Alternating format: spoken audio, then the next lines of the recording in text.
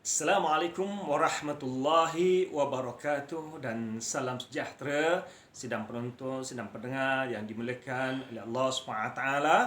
Pada kali ini saya akan bicarakan salah satu soalan yang sering dikemukakan oleh kelompok Melayu murtad dan juga musuh-musuh Islam ataupun kelompok orientalis yang cuba untuk mencari kelemahan Islam. Persoalannya ialah, siapakah Nabi akhir zaman? Wahai orang Islam, apakah anda percaya Nabi Muhammad telah pun wafat? Soalan pertama, kita akan jawab ya. Soalan kedua, apakah anda yakin Jesus masih hidup? Jawapannya ya. Sekiranya anda meyakini bahawa Nabi Muhammad telah pun wafat dan Jesus masih hidup, berarti siapakah Nabi akhir zaman? Bukankah Jesus yang masih hidup merupakan Nabi akhir zaman dan bukannya Nabi Muhammad sebagai Nabi akhir zaman seperti mana yang kamu dakwa?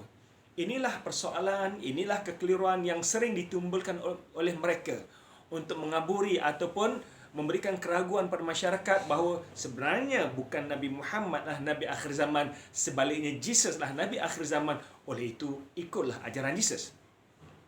Saya akan huraikan beberapa dalil daripada Al-Quran dan juga Bible serta hadis Nabi Muhammad SAW untuk menjelaskan kekeliruan ini.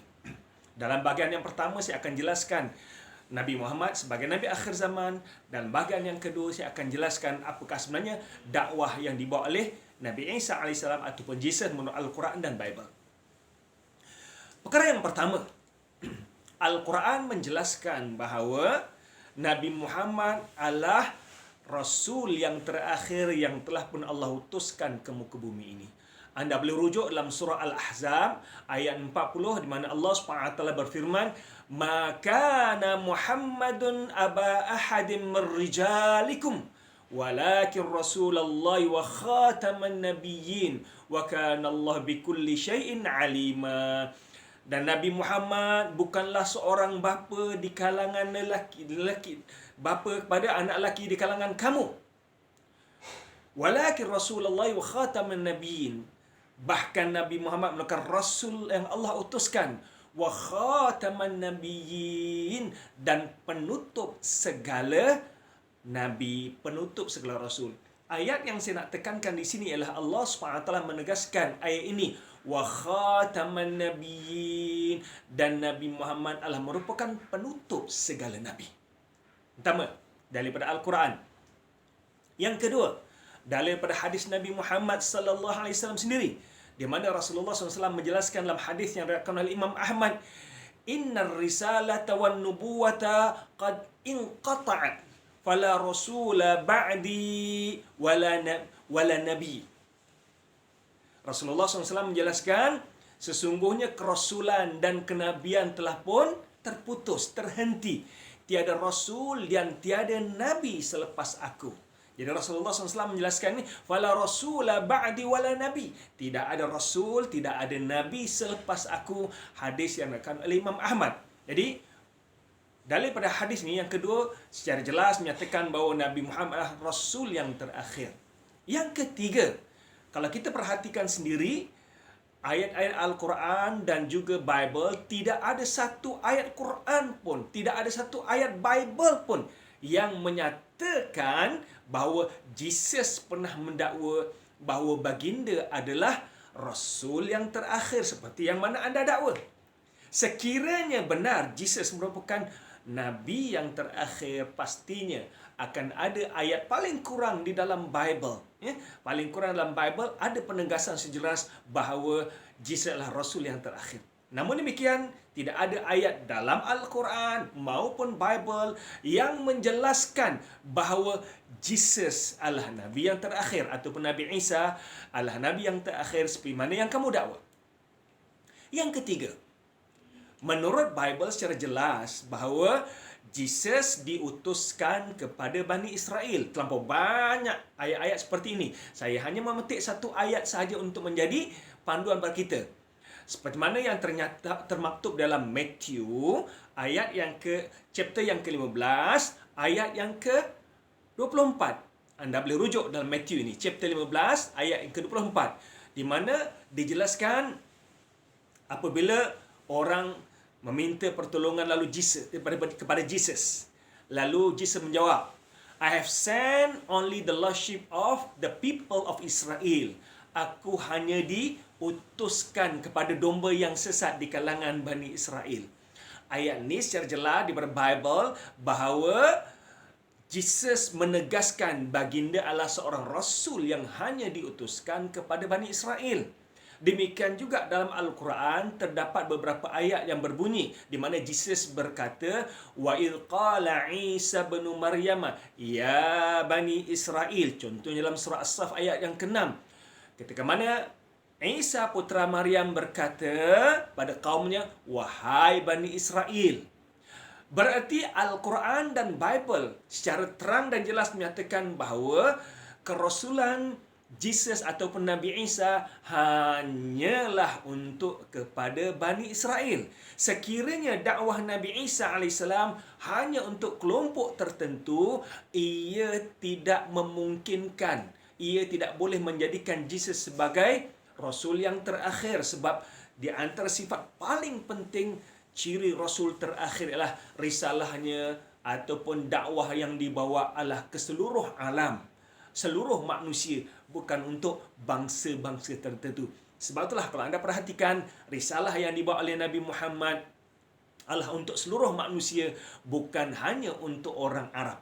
Poin yang kelima, Jesus sendiri secara jelas menyatakan bahawa akan datang seorang Nabi akan datang Nabi terakhir selepas baginda. Ada termaktub secara jelas dalam Al-Quran. Demikian juga ada termaktub di dalam Bible. Kita akan lihat nanti. Contohnya dalam surah As-Saff, Allah SWT menjelaskan, wa idh qala Isa bin Maryam ya Bani Israel inni rasulullahi ilaikum musaddiqan lima baina yadayya minat Taurat wa mubasysyiran bi rasulin ya'ti min ba'di ismuhu Ahmad. Saya nak tekankan pada ayat yang hujung ini. Saya bacakan sepintas lalu ataupun saya terjemahkan sepintas lalu terjemahan ayat ini. Dan ingatlah ketika mana Isa putera Maryam berkata pada kaumnya, wahai Bani Israel, aku adalah Rasul yang Allah utuskan pada kamu, membenarkan kitab Taurat yang ada di hadapan kamu. Wa mubasysyiran bi rasulin ya'ti min ba'di ismu Ahmad, dan memberikan kabar gembira akan kedatangan seorang Nabi akhir zaman yang diberi nama Ahmad. Untuk makluman tuan-tuan, salah satu nama Nabi Muhammad sallallahu alaihi wasallam ialah Ahmad.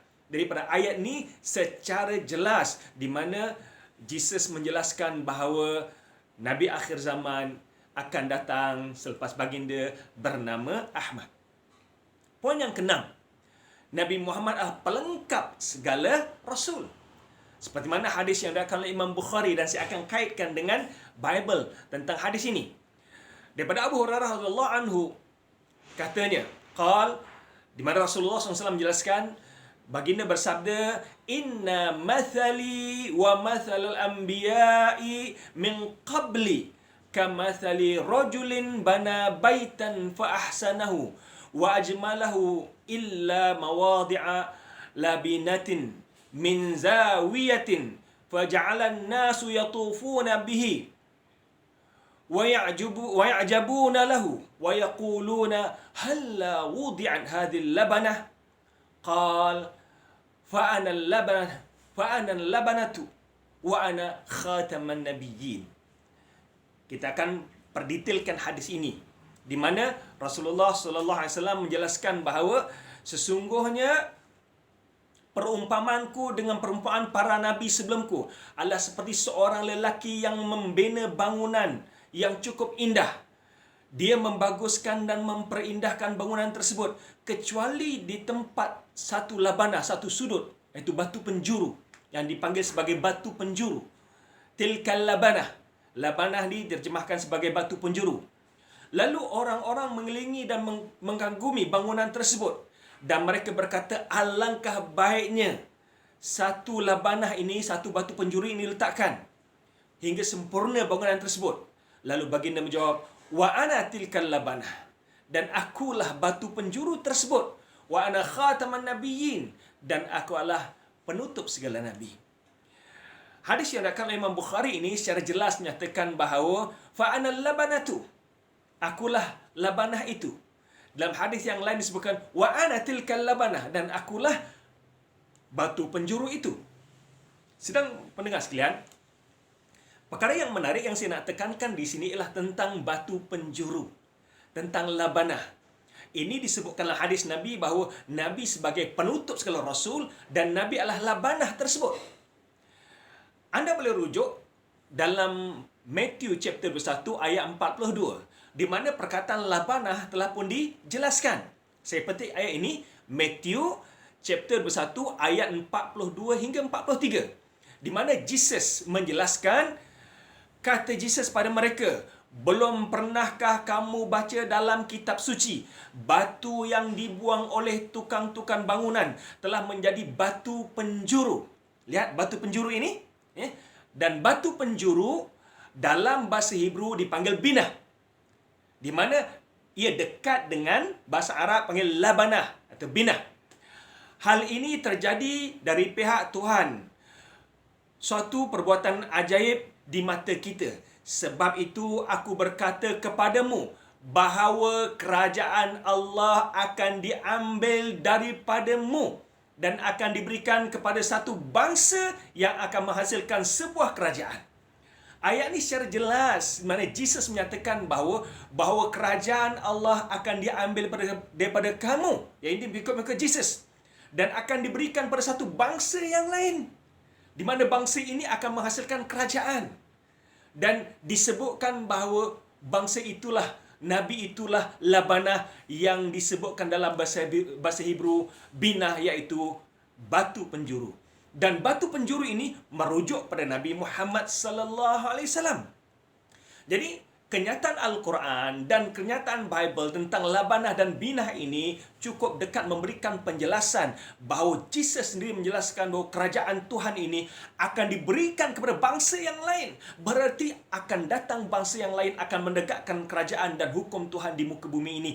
Dan pada sejarahnya kita lihat, selepas kedatangan Jesus, selepas perginya Jesus, datang Nabi yang lain. Tidak ada yang lain selain Nabi yang ada kita tahu di muka bumi ini, iaitu Nabi Muhammad sallallahu alaihi wasallam. So dari sini jelas pada kita bahawa dalil-dalil yang saya jelaskan ini terlampau banyak menjadi bukti hujah yang jelas bahawa Nabi Muhammad sallallahu alaihi wasallam merupakan nabi terakhir, bukanlah Jesus seperti mana yang kamu dakwa. InsyaAllah kita akan jumpa pada bahagian yang kedua. Saya akan jelaskan bagaimanakah dakwah Nabi Isa AS yang tidak menunjukkan bahawa baginda sebenarnya Nabi yang terakhir. Bahkan beberapa dalil yang jelas saya tunjukkan pada anda semua, Nabi Muhammad sallallahu alaihi wasallam merupakan Nabi akhir zaman. Sekian saja untuk kali ini.